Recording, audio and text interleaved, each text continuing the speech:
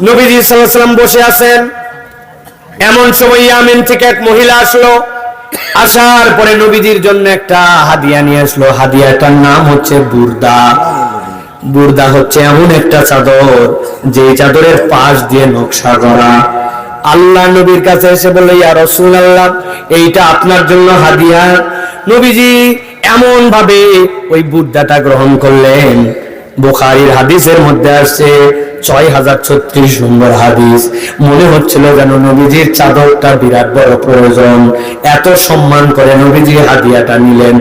সাহাবীরা বলতেছেন, আল্লাহ নবী যখন গায়ের মধ্যে চাদরটা দিলেন, আল্লাহ নবী এমনি সুন্দর, কিন্তু তাকে এত সুন্দর লাগছিল, জীবনে কোনোদিন কোন চাদর পরে নবীজিকে আমরা এত সুন্দর দেখি নাই।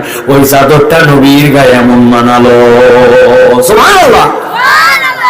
হঠাৎ করে সামনে একজন সাহাবী বসা ছিল।